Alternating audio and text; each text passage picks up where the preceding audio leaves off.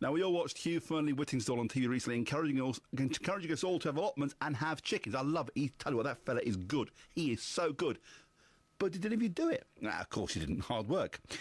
Well, we may not have done it, but one man in Aylesbury took it literally to heart. Didn't you, Paul Jackson? Good evening. Good evening, sir. How are you? Well, thank you. Yourself? Very well. I love Hugh Fearnley-Whittingstall. His programme is... there's something about him, his writing, his cooking, which just inspires people. Or I think... we'd like to think it inspires, but most of us sort of tend to go think, yeah, we want to do that, but then hold back. You went the full hog, didn't you? We did, yes. He does inspire people. I think he really means what he says. And he did inspire us, and we came out of a very good financial situation and brought this on up to what it is today. So take us back a step, Paul. What were you and your family doing? Myself, I've been in marketing for years. I'm actually an apprentice and trained engineer. Went into marketing and worked for blue chip companies in managerial positions. So quite a comfortable standard of living. That's right. And we've seen the River Cottage programmes, and we got a few hens and then a couple of pigs. And our friends absolutely loved the real taste of those. And we decided to get a few more, and a few more. And a few more. And it just carried on to what it is now. OK, 26 minutes past 6, Paul. How many animals do you now possess? Around about 900.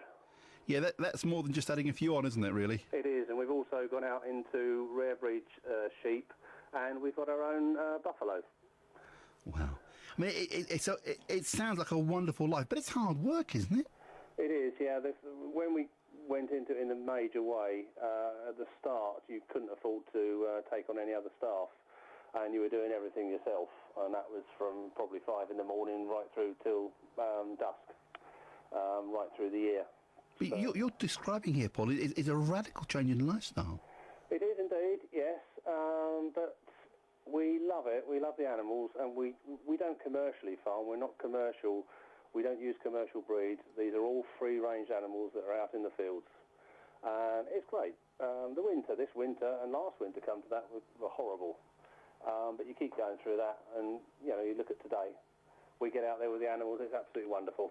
On a day like today, when you wake up in the morning very early, you look at the sunrise, does it truly inspire you? Yes, it does. And I mean, this morning there were 2 more lambs, new lambs born. And, you look out and there they are, and that's lovely. Absolutely fantastic. You mentioned buffalo. How many buffalo do you possess? 60, just over 60 now. That's a lot, and they are mean creatures. No, they're lovely. No, Paul, I got to tell you, my cousin is married to a dairy farmer back home in Italy, and when I last went on his farm, those they were looking at me, those buffalo, and they stink, and they looked at me in a bad way. Yes, they do give you a bit of a hard stare, and you wouldn't want to get on the wrong end of them. That's what I thought.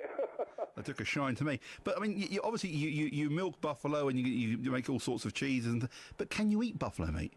Yes, you can. We don't, at the moment, we don't sell the buffalo meat on because we've not got enough animals and we're building up our stock.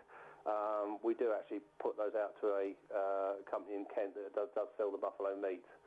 So yes, you can. It is like a very rich steak, probably between a dairy steak up to, what would you say, probably between that and horse meat, unfortunately, but there we are. Fascinating. What's the friendliest animal you've got in your farm? The pigs, by a mile.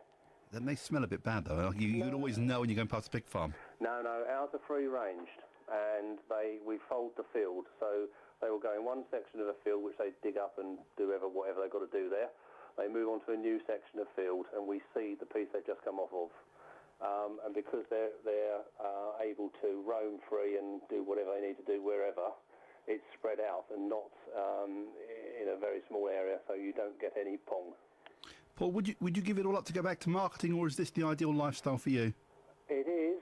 In a way, though, I'm going back to marketing because where we've built up, I'm now more office-based than I am actually doing the work on the farm. So it's gone full circle, really. I mean, we're dealing with quite high-level companies now, following the recent adverts in the Times and places like that. We've got a lot of inquiries from the top companies and top restaurants and, in fact, top chefs. Paul, pleasure talking to you. We will talk to you again if we need a farming expert, because you clearly know what you're doing. I wish you and your family all the very best. Lovely. Thanks for asking me to talk to you. Thank you. What a fantastic change in lifestyle. That is I mean, starting from a couple of chickens to end up with that. I mean, how does that happen? But I noticed he mentioned he had buffalo. Do you know what? Have you ever tried buffalo burgers? no. Oh my goodness. Have you ever seen a live buffalo? No. I don't know, but the burgers are great. I mean, cows are one thing, but a buffalo, I tell you what, a buffalo looks at you in a particular way, and that way ain't clever. They're looking at you thinking, you come near me, I'm going to have you.